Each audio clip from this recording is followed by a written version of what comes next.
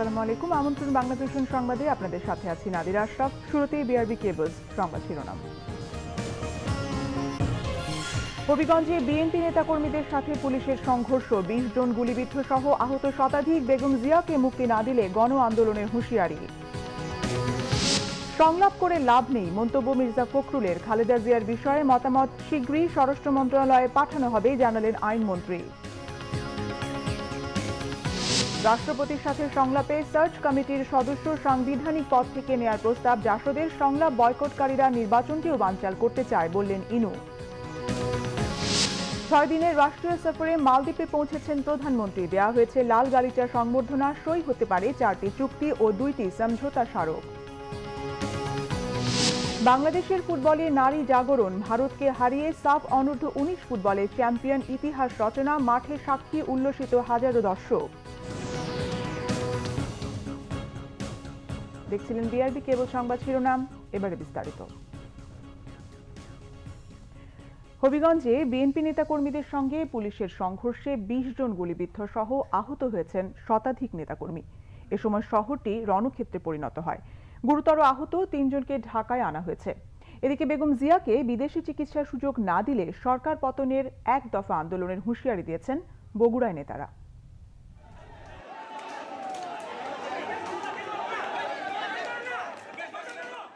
বেগম খালেদা জিয়ার নিঃশর্ত মুক্তি ও বিদেশে উন্নত চিকিৎসার দাবিতে বুধবার সমাবেশের কর্মসূচি ছিল 6 জেলায়। এ উপলক্ষে হবিগঞ্জে বিএনপি নেতাকর্মীদের সাথে বেলা 2টা থেকে সংঘর্ষ শুরু হয়। পুলিশ অন্তত অর্ধশত রাউন্ড রাবার বুলেট ও টিয়ার শেল নিক্ষেপ করে। সংঘর্ষে পুলিশ সহ শতাধিক নেতাকর্মী আহত হন। এর মধ্যে 20 জন গুলিবিদ্ধ হয়। আশঙ্কাজনক অবস্থায় জেলা ছাত্র দলের 3 নেতা শাহ রাজীব আহমেদ রিঙ্গন, আব্দুল আহাদ তুষার ও সাইদুর রহমানকে ঢাকায় আনা হয়েছে। প্রত্যক্ষদর্শীরা জানায়, শহরের শায়েস্তানগর এলাকায় দলীয় কার্যালয়ের সামনে সমাবেশের আয়োজন করে বিএনপি। বেলা 2টার কিছু আগে নেতাকর্মীরা সমাবেশ স্থলে যাবার পথে শায়েস্তানগর পয়েন্টে তাদের সাথে পুলিশের সংঘর্ষ বাধে। তবে পুলিশের দাবি, বিএনপির নেতাকর্মীরা পুলিশের ওপর হামলা করলে সংঘর্ষ শুরু হয়। আমাদের যারা ফোর্স অফিসার আছে সবাই শান্তিপূর্ণভাবে ছিল, কিন্তু ওদের যখন ঢাকা থেকে লিডার আসছে তারপর ওরা বিভিন্ন দিক থেকে মিছিল নিয়ে আসে, হঠাৎ করে আমাদের উপর অতর্কিতে হামলা চালায়। আর আমরা জানমালের নিরাপত্তা রক্ষার জন্য তারপর আমরা প্রয়োজনীয় ব্যবস্থা নিই। এদিকে পুলিশের কড়া বেষ্টনীতে বিকেল 3:30টার দিকে সংবাদ সম্মেলন করেছেন বিএনপির স্থায়ী কমিটির সদস্য ডক্টর খন্দকার মোশাররফ হোসেন। তিনি অভিযোগ করেন, তাদের সমাবেশে যেতে বাধা দিলে পুলিশের সাথে সংঘর্ষ হয়। অবিলম্বে বেগম জিয়ার মুক্তি আর বিদেশে চিকিৎসার সুযোগ দেওয়ার দাবি জানান তিনি। এই সমাবেশ করতে দেওয়া হলো না। আমাদের নেতা কর্মীরা বিভিন্ন জায়গা থেকে যারা যখন সমাবেশ স্থলে আসছিল, পথে পথে আমাদের নেতা কর্মীদেরকে বিভিন্নভাবে হামলা করে টিয়ার গ্যাস মেরে এবং রাবার বুলেট এবং শটগান ব্যবহার করে আমাদের বহু নেতাকর্মীকে আহত করেছে, ছত্রভঙ্গ করেছে। অন্যদিকে বগুড়ায় শহরের নবাববাড়ি সড়কে দলের কার্যালয়ের সামনে সমাবেশ করে জেলা বিএনপি। সমাবেশে কেন্দ্রীয় নেতা গয়েশ্বরচন্দ্র রায় বেগম জিয়াকে বিদেশে চিকিৎসার সুযোগ না দিলে সরকার পতনের এক দফা আন্দোলনের হুঁশিয়ারি দিয়েছেন। তিনি আরও বলেন, সরকার জনগণের ভোটে নির্বাচিত নয় বলেই নির্বাচনে ভয় পায়। সমাবেশে 12টি উপজেলা থেকে নেতাকর্মীরা অংশ নেন।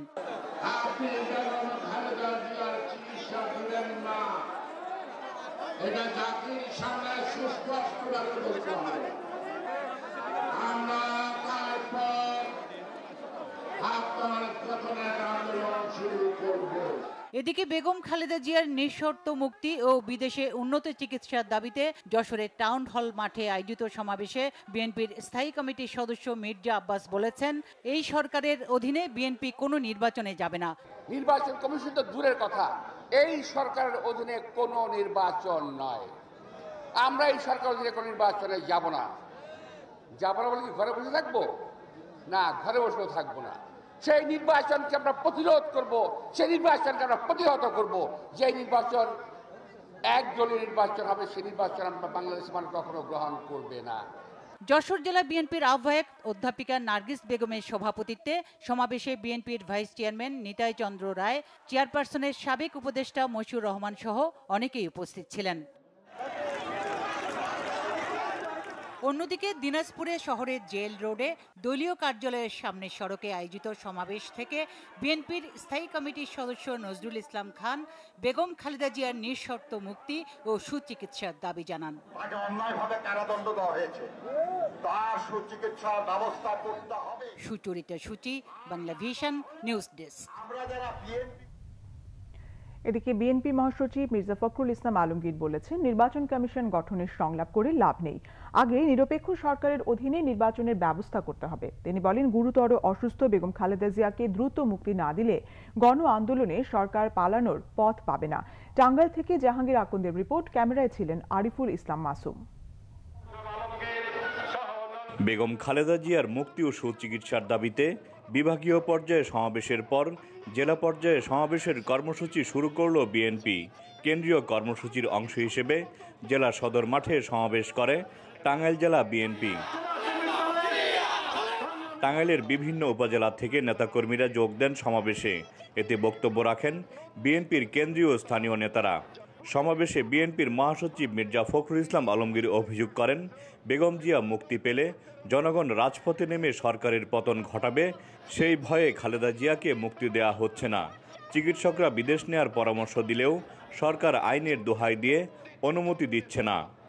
এখন তিনি জীবন মৃত্যুর সন্ধিক্ষণে বারবার করে ডাক্তাররা বলছেন, প্রেস কনফারেন্স করে বলেছেন যে দেশনেত্রী বেগম খালেদা জিয়াকে এই মুহূর্তেই তাকে বিদেশে পাঠানো দরকার যদি তার জীবন রক্ষা করতে হয়। আমরা বারবার বলেছি যে আপনারা এই মানবিক কারণে বাধা দেবেন না, তাও তারা শুনছে না। বন্ধুগণ, আইন দেখা আইনমন্ত্রী কালকেও বলেছে যে আইনের বাইরে আমরা যেতে পারবো না। আর তোমরা তো নিজেরাই বেআইনি ভাবে বসে আছো। একটা আগের রাত্রে নির্বাচন করে বেআইনি ভাবে শুধু রাষ্ট্রযন্ত্রকে ব্যবহার করে তোমরা জোর করে ক্ষমতা দখল করে বসে আছো। মির্জা ফখরুল ইসলাম আলমগীর বলেন, নির্বাচন কমিশন গঠনে সংলাপ করে লাভ নেই, তার আগে নিরপেক্ষ সরকার গঠন করতে হবে। যে সরকার আছে সেই সরকারই তো এই নির্বাচনকে ধ্বংস করে দিয়েছে, তারা নির্বাচন ব্যবস্থাকে ধ্বংস করে দিয়েছে। এই আওয়ামী লীগ যতক্ষণ সরকারে থাকবে ততক্ষণ নির্বাচন কমিশন করে কোনো লাভ হবে না। আমরা খুব পরিষ্কার করে সেই জন্য বলতে চাই যে নির্বাচন খেলা করে লাভ হবে না, সংলাপ করে কোনো লাভ হবে না। আমরা যে কথা খুব পরিষ্কার করে বলতে চাই, এটা প্রমাণিত হয়ে গেছে যে নির্বাচনকালীন সময়ে যদি নিরপেক্ষ সরকার না থাকে তার নির্বাচন কোনোদিন সুষ্ঠু অবাধ হতে পারে না। শান্তিপূর্ণ নানা কর্মসূচির মধ্য দিয়ে বিএনপি আন্দোলনের ওয়ার্ম আপ করছে উল্লেখ করে মির্জা ফখরুল বলেন, খালেদা জিয়াকে মুক্তি না দিলে কঠোর আন্দোলন গড়ে তোলা হবে। সরকারকে বলে দিতে চাই, অবিলম্বে দেশনেত্রী বেগম খালেদা জিয়ার কে মুক্তি দিন এবং তার সুচিকিৎসার জন্য বাইরে যাওয়ার ব্যবস্থা করুন। অন্যথায় সমস্ত দায় দায়িত্ব আপনাদেরকে বহন করতে হবে এবং জনগণের দুর্বার গণ আন্দোলনের মধ্য দিয়ে আপনারা পালাবার পথ খুঁজে পাবেন না।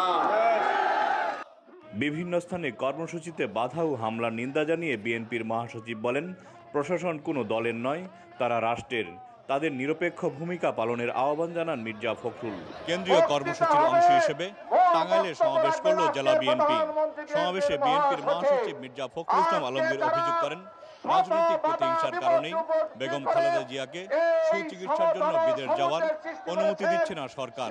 অবিলম্বে বেগম খালেদা জিয়ার মুক্তি ও সুচিকিৎসার জন্য বিদেশ যাওয়ার অনুমতি দিতে সরকারের প্রতি আহ্বান জানান তিনি, নইলে কঠোর আন্দোলন গড়ে তোলার হুঁশিয়ারি দেন মির্জা ফখরুল।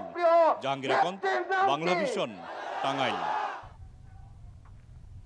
বেগম খালেদা জিয়ার বিদেশি চিকিৎসার বিষয়ে মতামত শিগগিরই স্বরাষ্ট্র মন্ত্রণালয়ে পাঠানো হবে, জানিয়েছেন আইনমন্ত্রী আনিসুল হক।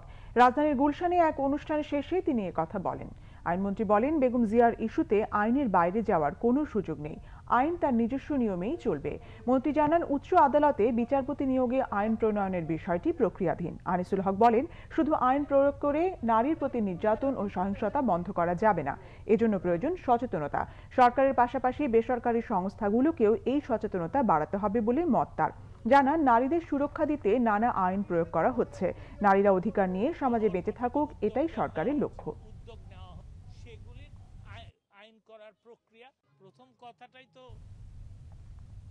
নির্বাচন কমিশন গঠনে সব মহলকে বিভ্রান্ত হওয়া থেকে রেহাই দিতে আইনি কাঠামো গঠনে রাষ্ট্রপতিকে উদ্যোগ নেওয়ার প্রস্তাব দিয়েছে জাসদ।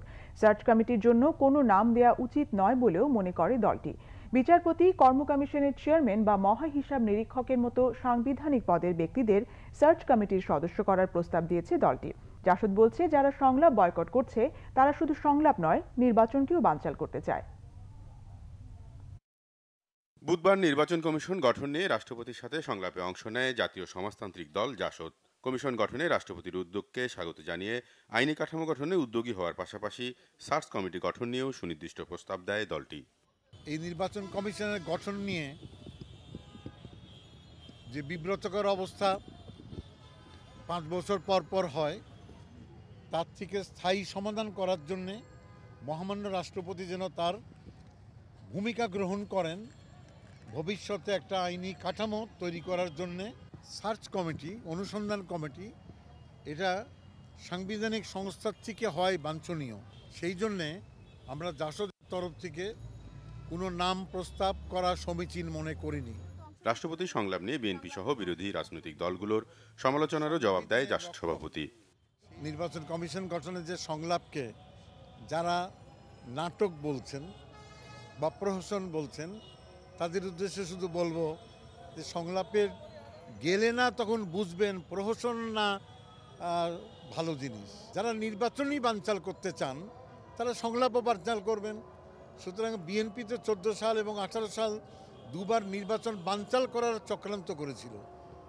সুতরাং তারা আগামী নির্বাচনটা বানচাল করার চক্রান্তের অংশ হিসাবে সংলাপটা বানচাল করতে চাচ্ছেন, যেটা দুঃখজনক আর কি।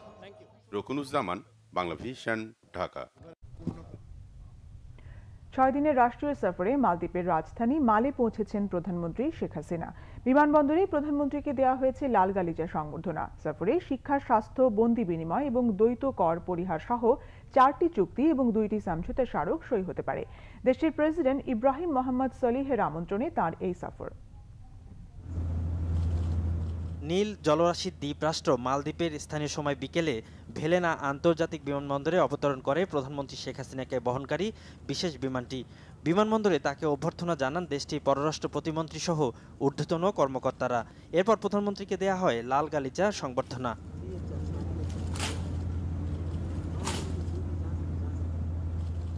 সফরে 2 দেশের শীর্ষ নেতার উপস্থিতিতে শিক্ষা, স্বাস্থ্য, বন্দি বিনিময় এবং দ্বৈত কর পরিহার সহ 4টি চুক্তি এবং 2টি সমঝোতা স্মারক সই হতে পারে। এছাড়া প্রধানমন্ত্রী শেখ হাসিনার সাথে মালদ্বীপের ভাইস প্রেসিডেন্ট ফয়সাল নাসিম, পার্লামেন্টের স্পিকার মোহাম্মদ নাশিদ এবং দেশটির প্রধান বিচারপতির সৌজন্য সাক্ষাৎ করবেন। 23শে ডিসেম্বর মালদ্বীপের পার্লামেন্টে ভাষণ দেওয়ার পাশাপাশি 24 ডিসেম্বর মালেতে প্রবাসী বাংলাদেশিদের সংবর্ধনায় ভার্চুয়ালি যোগ দেবেন প্রধানমন্ত্রী। সফরে দক্ষিণ এশিয়ার দেশ দুটির মধ্যে বন্ধুত্বের প্রতীক হিসাবে মালদ্বীপকে বাংলাদেশ 13টি সামরিক যান উপহার দেবে। এর আগে বাংলাদেশ বিমানের একটি বিশেষ ফ্লাইটে বুধবার ঢাকা ছাড়েন প্রধানমন্ত্রী। হজরত শাহজালাল আন্তর্জাতিক বিমানবন্দরে তাকে বিদায় জানান মন্ত্রিপরিষদের সদস্য, কূটনৈতিক করে ডিন সহ সামরিক বেসামরিক প্রশাসনের ঊর্ধ্বতন কর্মকর্তারা। সফর শেষে 27 ডিসেম্বর বিকেলে ঢাকা ফেরার কথা রয়েছে প্রধানমন্ত্রী শেখ হাসিনার। সৈয়দ আব্দুল মুহিত, বাংলা ভিশন, ঢাকা। দেশজুড়ে বাড়তে শুরু করেছে শীতের প্রকোপ। কনকনে শীত আর ঘন কুয়াশার কারণে উত্তরাঞ্চলের বেশ কয়েকটি জেলার উপর দিয়ে বইছে মৃদু শৈত্যপ্রবাহ। আজ দেশের সর্বনিম্ন তাপমাত্রা ছিল পঞ্চগড়ের তেঁতুলিয়ায় 8.8 ডিগ্রি সেলসিয়াস। শীতজনিত রোগের প্রকোপও বাড়ছে। আবহাওয়া অফিস বলছে ডিসেম্বরের বাকি দিনগুলোতে এমন পরিস্থিতি থাকবে। দেশের সর্ব উত্তরের জেলা পঞ্চগড় সহ উত্তরাঞ্চলে শীতের প্রকোপ বাড়ছেই। উত্তর দিক থেকে বয়ে আসা হিমালয়ের হিম বাতাসে পড়ছে কনকনে শীত। রাতের শেষ ভাগে তাপমাত্রা আরও কমছে। ঘন কুয়াশা আর তীব্র শীতে জনজীবন বিপর্যস্ত। ঘর থেকে বের হতে না পারায় বিপাকে শ্রমজীবী মানুষ। আবহাওয়া অধিদপ্তর জানায়, মঙ্গলবার দেশের সর্বনিম্ন তাপমাত্রা ছিল তেঁতুলিয়ায়।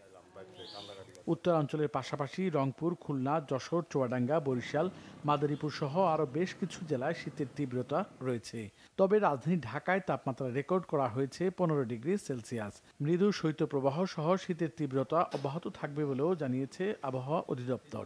এই পরিস্থিতি থাকবে, শীতের অনুভূতির তীব্রতা থাকবে, তাপমাত্রা বৃদ্ধি পাওয়ার সামান্য সম্ভাবনা আছে, কিন্তু শীতের অনুভূতি যে একদম বিলীন হয়ে যায় তা হবে না। শীতের অনুভূতি থাকবে, শৈত্যপ্রবাহ না থাকলেও শীতের অনুভূতি থাকবে। এদিকে শীতের প্রকোপের সঙ্গে সঙ্গে বাড়ছে শীতজনিত রোগও। শিশুদের নিয়ে হাসপাতালে ছুটছেন স্বজনরা। নাকদা পানি আসে, ঠান্ডা, গলার একটু শব্দ আসে। সর্দিতে গরমে পাতলা পায়খানা শুরু হয়েছে, এর জন্য এখানে আসা। দেশের বিভিন্ন অঞ্চল থেকে রোগী আসছে রাজধানীর হাসপাতালগুলোতে। জ্বর, সর্দি, কাশির পাশাপাশি অ্যাজমা, শ্বাসকষ্টজনিত রোগের আক্রান্ত শিশুরাও চিকিৎসা নিতে আসছে। ব্রঙ্কোলাইটিস, নিউমোনিয়া, এই রোগীগুলি, ব্রঙ্কোনিউমোনিয়া এই রোগীগুলি বেশি। আর পাতলা পায়খানা এবং বমি নিয়ে ডায়রিয়ার রোগী আছে। তারপর অ্যাকুট গ্যাস্ট্রোএন্টারাইটিস যেটাকে আমরা বলি, যেটা বমি এবং পাতলা পায়খানা দুইটাই সমন্বয় থাকে, সেই ধরনের রোগীগুলি বেশি আছে। শীত মৌসুমে শিশুদের এসব রোগের হাত থেকে রক্ষায় গরম কাপড় পরানো, পরিষ্কার পরিচ্ছন্ন থাকা সহ স্বাস্থ্যবিধি মেনে চলার পরামর্শ দিয়েছেন চিকিৎসকরা। ঠান্ডা কাশি লাগলেই যে ডাক্তারের কাছে দৌড়াতে হবে তা না, আপনি বাসায় বসেই ট্রিটমেন্ট করেন। ইনিশিয়াল পর্যায়ে তাকে নাকটা ক্লিয়ার করে দেন। যে বাচ্চাগুলো 6 মাসের নিচে বয়স, তাদেরকে ঘন ঘন বুকের দুধ খান, নাকটা পরিষ্কার করে দেন। আপনার বাচ্চা যদি শ্বাসকষ্ট বেশি হয়, বুকের নিচে খাঁচার নিচে বসে যায়, তার শ্বাসকষ্ট বেশি হচ্ছে, এইগুলো ডাক্তারের কাছে নিয়ে আসেন। ডাক্তার দেখার পরে ডিসিশন নেবে রোগীগুলো ভর্তির দরকার কি, আদার্স কোনো ট্রিটমেন্টের দরকার কি। সৈকত সাদিক, বাংলা ভিশন, ঢাকা।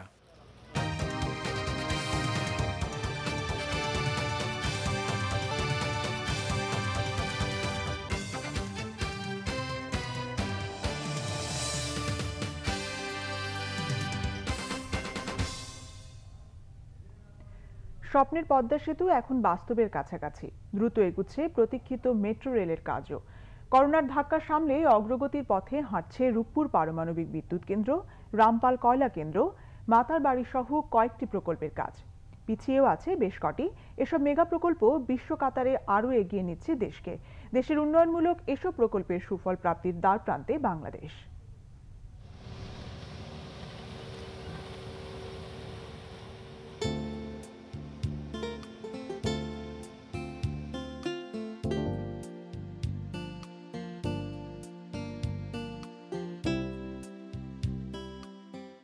সরকারের অগ্রাধিকারে থাকা কয়েকটি প্রকল্পের সন্তোষজনক অগ্রগতি হলেও বেশিরভাগই প্রত্যাশার চেয়ে পিছিয়ে। অগ্রগতির তালিকায় থাকা প্রকল্পগুলো হচ্ছে পদ্মা সেতু, পায়রা বন্দর ও মেট্রো রেল 6। ফাস্ট ট্র্যাক প্রকল্প হলেও অগ্রগতি বিবেচনায় রূপপুর পারমাণবিক কেন্দ্র, রামপাল কয়লা কেন্দ্র সহ কয়েকটি প্রকল্পের কাজ নির্দিষ্ট সময়ে শেষ হওয়ার সম্ভাবনা নেই বললেই চলে। মেগা প্রকল্পের মধ্যে সবচেয়ে এগিয়ে 6.15 কিলোমিটারের স্বপ্নের পদ্মা সেতু। এটির বাস্তবায়ন অগ্রগতি প্রায় 90%। এগুচ্ছে পদ্মা সেতুতে রেল অবকাঠামো নির্মাণের কাজও। সব ঠিক থাকলে আগামী বছরের জুনে যান চলবে পদ্মা সেতু দিয়ে। এর ফলে বদলে যাবে দক্ষিণ পশ্চিমাঞ্চল সহ গোটা দেশের অর্থনীতি ও যোগাযোগের চিত্র। আগামী বছরের ডিসেম্বরে বাংলাদেশের প্রথম মেট্রো রেলের উত্তরা থেকে আগারগাঁও পর্যন্ত অংশের বাণিজ্যিক চলাচল শুরুর প্রস্তুতিও সন্তোষজনক। উত্তরা দিয়াবাড়ি থেকে কমলাপুর পর্যন্ত 20.10 কিলোমিটার দীর্ঘ প্রকল্পের সার্বিক অগ্রগতি 72%। উত্তরা তৃতীয় পর্ব থেকে আগারগাঁও পর্যন্ত প্রকল্পের অগ্রগতি আরও বেশি 89.61%। কর্ণফুলী নদীর তলদেশে বঙ্গবন্ধু টানেল আগামী বছরই চালুর টার্গেট সরকারের। এই প্রকল্পের কাজ প্রায় শেষ দিকে। এটি চালু হলে বদলে যাবে বাণিজ্যনগরী চট্টগ্রামের যোগাযোগ ব্যবস্থা। দ্রুত না হলেও জোরে সোরে এগোচ্ছে বিদ্যুৎ জ্বালানি খাতের বেশ কয়েকটি প্রকল্প। এরই মধ্যে উৎপাদন এসেছে পায়রা তাপ বিদ্যুৎ কেন্দ্র, এগিয়ে চলছে রামপাল কয়লা কেন্দ্র ও মাতারবাড়ি বিদ্যুৎ জ্বালানি হাবের অবকাঠামো উন্নয়নের কাজ। অগ্রগতিতে পিছিয়ে নেই টাকার অঙ্কে দেশের সবচেয়ে বড় প্রকল্প রূপপুর পারমাণবিক বিদ্যুৎ কেন্দ্র। সব ঠিক থাকলে পারমাণবিক কেন্দ্রটির প্রথম ইউনিট 2023 সালে ও দ্বিতীয় ইউনিট 2024 সালে বিদ্যুৎ উৎপাদন শুরু করবে।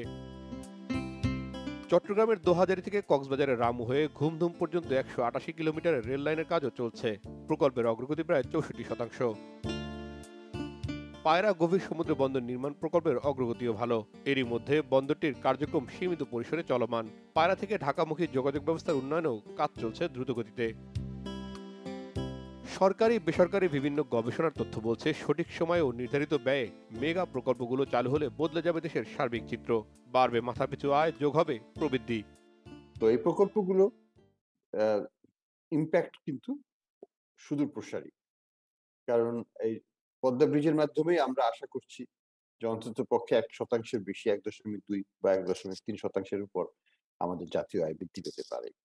এবং এটা যে সাথে সাথে হবে সেটা একটা দিক, এবং এটার ইম্প্যাক্টটা ইনক্রিমেন্টালি বাড়বে, কারণ বিনিয়োগ বান্ধব পরিবেশটা সৃষ্টি হবে এটা হওয়ার ফলে আমাদের দক্ষিণ পশ্চিমাঞ্চলে। সব মিলিয়ে এটার সাথে যে চলমান অন্যান্য প্রকল্পগুলো আছে সেটারও কিন্তু একটা অর্থনৈতিক বেনিফিট কিন্তু অর্থনীতিতে অলরেডি আছে, কারণ অর্থ তো ব্যয় হচ্ছে, মানুষের কর্মসংস্থান তো হচ্ছে, এবং সেগুলো থেকেও কিন্তু আমরা সুযোগ পাচ্ছি। মেগা প্রকল্প ছাড়াও দেশের যোগাযোগ ব্যবস্থা ও সার্বিক অবকাঠামো উন্নয়নে সরকারের নেওয়া বিভিন্ন প্রকল্পের কাজও চলছে দেশ জুড়ে। রিশান নাসরুল্লাহ, বাংলা ভিশন, ঢাকা। গেল 24 ঘন্টায় দেশে করোনায় প্রাণ হারিয়েছেন আরও একজন, যিনি ঢাকার বাসিন্দা। বুধবার স্বাস্থ্য অধিদপ্তর থেকে পাঠানো বিজ্ঞপ্তিতে এসব তথ্য জানানো হয়। এতে বলা হয়, করোনায় দেশে এ পর্যন্ত 28,052 জন প্রাণ হারিয়েছেন। গত 24 ঘন্টায় 18,777 জনের নমুনা পরীক্ষায় আরও 352 জনের শরীরে করোনা ভাইরাস শনাক্ত হয়েছে। এর আগের দিন ছিল 291 জন। সারা দেশে এ পর্যন্ত 15,81,986 জন করোনায় আক্রান্ত হয়েছেন। একদিনে নতুন করে সুস্থ হয়েছেন 281 জন। মোট সুস্থ 15,46,352 জন। পরীক্ষা বিবেচনায় শনাক্তের হার 1.87 আর সুস্থ 97.75%। মৃতের হার 1.77%। বিবাহিত ও অন্তঃসত্ত্বা ছাত্রীদের বিশ্ববিদ্যালয়ের হলে না থাকার বিধান বাতিলের সুপারিশ করেছে প্রভোস্ট কমিটি। বুধবার সন্ধ্যায় এক বৈঠকে এই সুপারিশ করা হয়। তবে অন্তঃসত্ত্বা ছাত্রীদের পরিবারের সঙ্গে থাকাই সমীচীন বলে অভিমত দিয়েছে প্রভোস্ট কমিটি। উপাচার্য মোহাম্মদ আখতারুজ্জামানের বাসভবনে অনুষ্ঠিত প্রভোস্ট স্ট্যান্ডিং কমিটির নিয়মিত এক সভায় এই সুপারিশ করা হয়েছে বলে নিশ্চিত করেছেন সহ উপাচার্য মোহাম্মদ সামাদ ও প্রক্টর AKM গোলাম রব্বানী। এ মাসেই বিশ্ববিদ্যালয়ের সিন্ডিকেট সভায় বিষয়টি চূড়ান্ত হতে পারে। সম্প্রতি বিবাহিত ও অন্তঃসত্ত্বা ছাত্রীদের হলে থাকতে না পারা সংক্রান্ত আইনটি নতুন করে আলোচনায় আসে। বিষয়টি নিয়ে বিভিন্ন মহলে আলোচনা ও সমালোচনা শুরু হয়। সুপ্রিম কোর্টের আইনজীবী শিশির মনির এই বিধান বাতিল চেয়ে ঢাকা বিশ্ববিদ্যালয় কর্তৃপক্ষকে লিগ্যাল নোটিশ পাঠিয়েছিলেন। বিএনপির ভাইস চেয়ারম্যান আব্দুল্লাহ আল নোমান বলেছেন, এই সরকারের পতন ছাড়া বেগম খালেদা জিয়ার মুক্তি সম্ভব নয়। জাতীয় প্রেসক্লাবে আয়োজিত অগ্নিঝরা মতিহার ও রিজভী আহমেদ শীর্ষক এক আলোচনায় আব্দুল্লাহ আল নোমান এসব কথা বলেন। সরকার পতনের আন্দোলনে সাধারণ মানুষও মুক্তিযুদ্ধের সময়ের মতো ঝাঁপিয়ে পড়বে বলে আশা করছেন তিনি। দলের সিনিয়র যুগ্ম মহাসচিব রুহুল কবির রিজভী বলেছেন, বিএনপির এখনকার আন্দোলন সরকার পতনের লক্ষ্যে। বেগম খালেদা জিয়াকে দুনিয়া থেকে সরিয়ে দিতে বিদেশে যেতে দেওয়া হচ্ছে না বলে অভিযোগ করেন তিনি। রিজভী বলেন, বিচার বহির্ভূত হত্যার আত্মস্বীকৃত খুনিরা নিশিরাতের ভোটের মাধ্যমে গণতন্ত্রকেও হত্যা করেছে।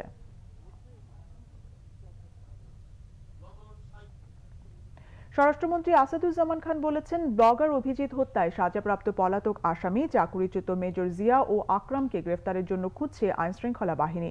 বিকেলে রাজধানীর তেজগাঁওয়ে বাংলাদেশ টেক্সটাইল বিশ্ববিদ্যালয়ে এক অনুষ্ঠান শেষে তিনি এই মন্তব্য করেন।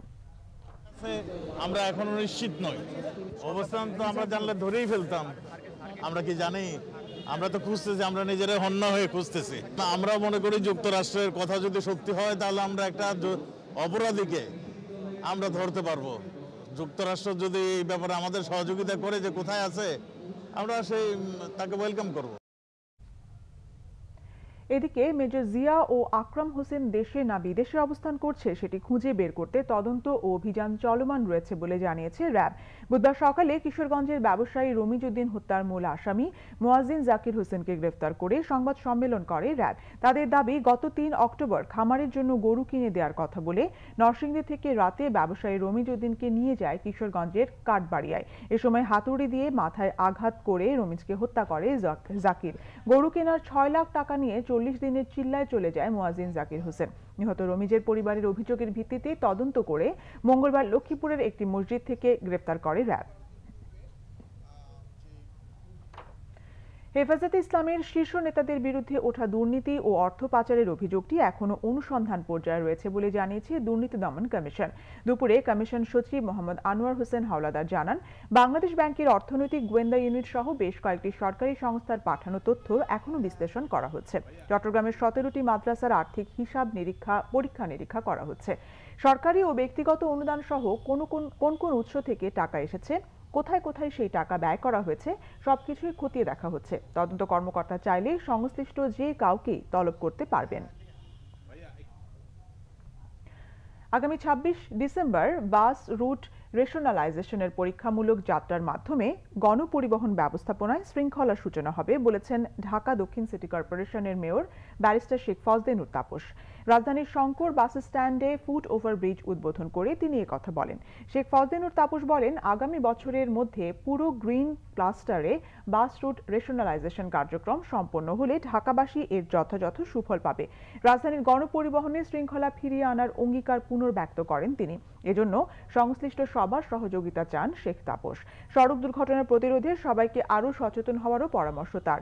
ঢাকা দক্ষিণ সিটির মেয়র বলেন, ফুট ওভার ব্রিজের ব্যবহার বাড়ালে দুর্ঘটনা অনেকটাই প্রতিরোধ সম্ভব হবে।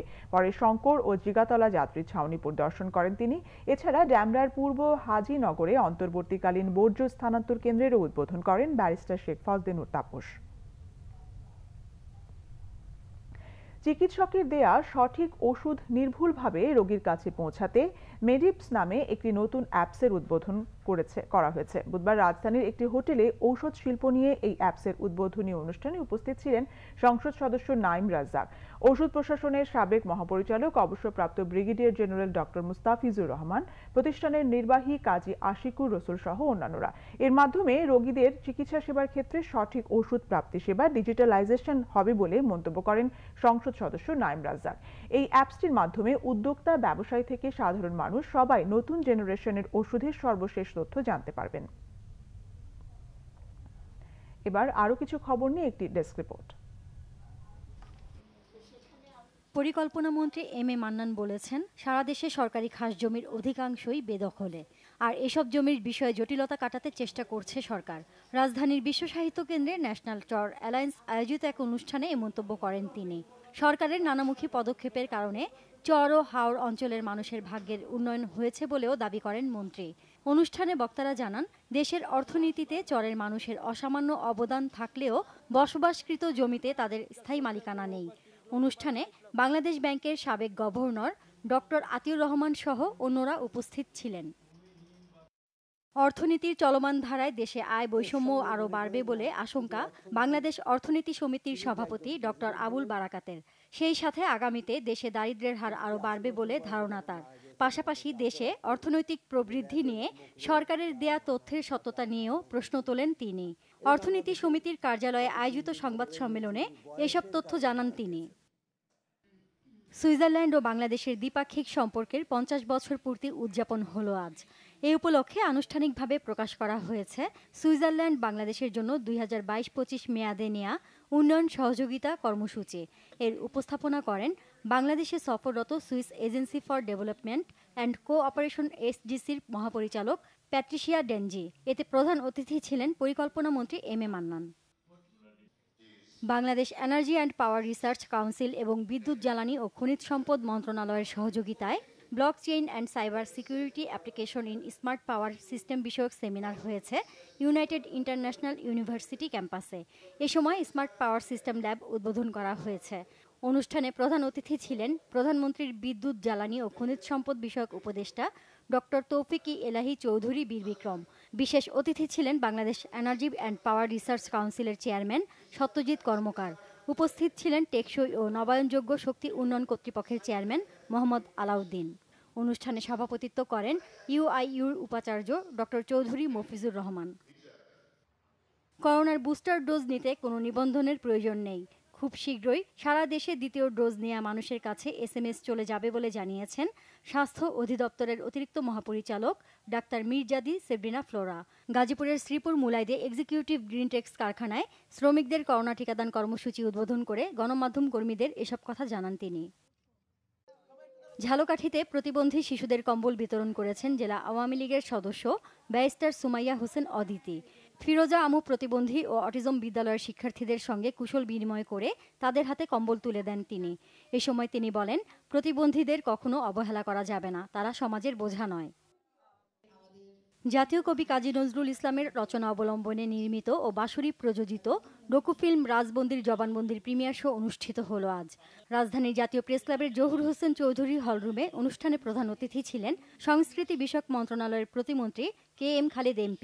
বিশেষ অতিথি ছিলেন বিশিষ্ট লেখক ও চলচ্চিত্র গবেষক অনুপম হায়াত, কবির নাতনি খিলখিল কাজী, কবি নজরুল ইনস্টিটিউটের নির্বাহী পরিচালক মোহাম্মদ জাকির হোসেন, বাঁশুরীর প্রতিষ্ঠাতা সভাপতি ডক্টর ইঞ্জিনিয়ার খালেকুজ্জামান সহ অন্যরা।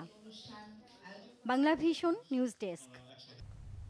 সংবাদ শেষ করব বিআরবি কেবল শিরোনামগুলো আরেকবার জানিয়ে।